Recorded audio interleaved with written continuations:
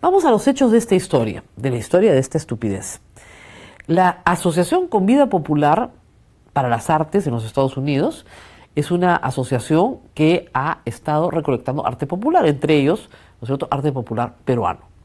Decide esta asociación donar al Museo de Arte, ¿no es cierto?, de Lima, el MALI, una colección de piezas de arte popular peruano, que constituyen una serie de tablas de Sarwa.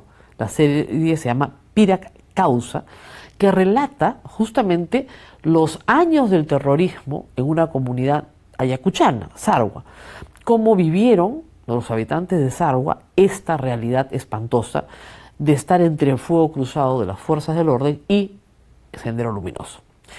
Hay relatos, por supuesto, conmovedores, muy puntillistas y detallados. Las tablas de Sarwa son una manifestación cultural muy antigua, popular, que detalla, ¿no es cierto? Su trabajo es muy detallado para explicar una situación que se está viviendo y normalmente contienen una leyenda larga que explica además lo que estás viendo en estos dibujos.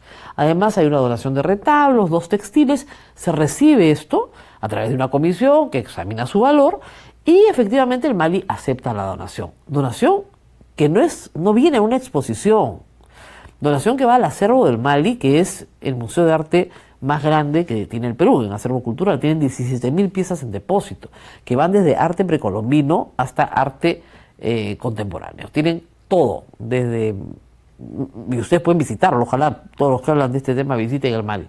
Muy bien, acepta la donación, este trámite comienza a hacerse en octubre, la donación llega al Perú, muy bien, entra a aduanas y en noviembre algún oficial o suboficial de la Guilcote que vio una hoz y un martillo y una bandera, pensó que esto era terrorismo. Pobres policías, no es su culpa, no tienen formación en humanidades, no les explican qué es el arte, no les explican qué es una manifestación cultural, tienen algunos gatillos, ¿no? O sea, hoz, martillo, bandera roja, apología del terrorismo. Inmovilizaron las piezas unos días, llamaron a la directora del MALI, al gerente del MALI, la directora del MALI explicó qué era, entendieron que era una serie que al contrario no había ninguna apología del terrorismo, era más bien una severa denuncia del terrorismo y a la tragedia que había vivido el pueblo de Sarwa, ¿no es cierto? Y cómo finalmente habían logrado liberarse gracias a la captura de Ismael Guzmán. ¿Quiénes eran los autores? Bueno, la Asociación de Artistas Populares de Sarwa, que tienen una manifestación importante en esto porque son testigos, o sea, no son artistas que no están en los mismos hechos, son testigos y son víctimas. Uno de ellos, Primitivo Ebanán, es muy conocido, es un maestro muy conocido en el mundo por su trabajo. Entonces, estamos hablando de arte popular de gran calidad y testimonial, muy valioso. La policía lo entendió, no hubo ningún problema y se continuó con el trámite en noviembre, diciembre, y las piezas finalmente llegaron a el museo el 15 de enero. Están ahora bajo la tutela del museo, no tienen ninguna medida de incautación, ni inmovilización, ni nada.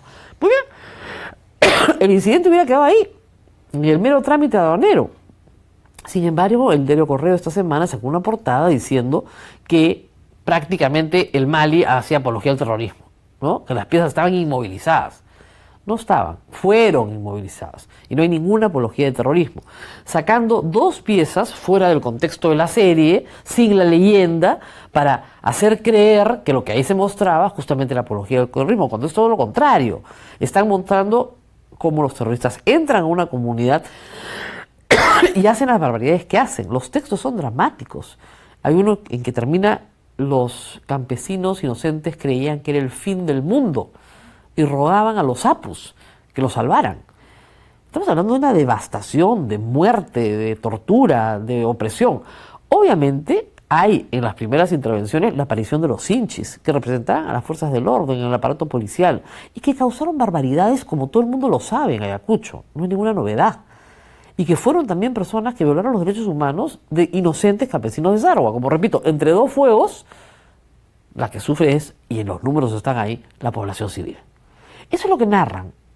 El arte popular está hecho para narrar, ¿no es cierto?, de una manera plástica, muy objetiva, lo que está pasando. Y con mucho sentimiento. Por eso toca el alma del pueblo. Por eso nunca muere el arte popular. Por eso dura ¿no es cierto?, generación tras generación.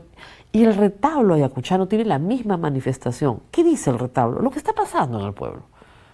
Hay retablos para todos. Hay retablos para todas las realidades y hay retablos muy antiguos que narran escenas de la vida cotidiana muy diferentes. Lo que el artista ve es lo que quiere narrar y contar, ¿no es cierto? En una tradición que, como varios han apuntado, viene de Guamán Poma de Ayala, la cronista de la colonia. Entonces, estamos hablando de una tradición pictórica muy antigua y las tablas de Sarwa, repito, son muy valiosas y muy reconocidas en el mundo. En el mundo. Bueno, ¿qué pasó después de esto? Se ha puesto de moda, y me robo el verbo también de la columna de Gabriela Willer publicada hoy en La República, se ha puesto de moda pues terruquear. Terruquear. Tú eres terruco, tú eres terruco, tú eres terruco. Terruquear. Y no tenemos por qué aceptarlo. No tenemos por qué aceptarlo.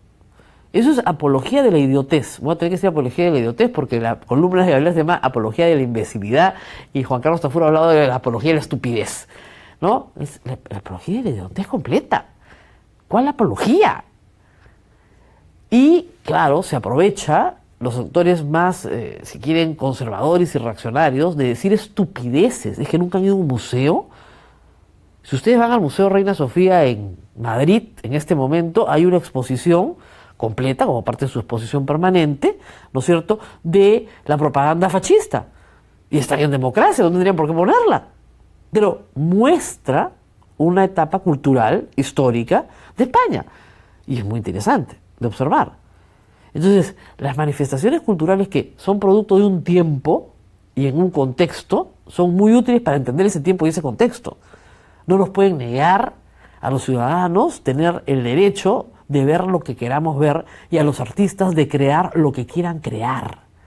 El fascismo cultural es terrible porque nos obliga a tener una sola visión. Y no tenemos por qué tener una sola visión. Tenemos que mejorar efectivamente la formación de la policía, eso me queda clarísimo, porque un oficial que no distingue una pieza de arte de un acto de apología del terrorismo necesita una formación cultural mejor. Necesitan unas clases de apreciación cultural, necesitan historia del arte de repente, historia del arte popular peruano, les serviría, ¿no es cierto?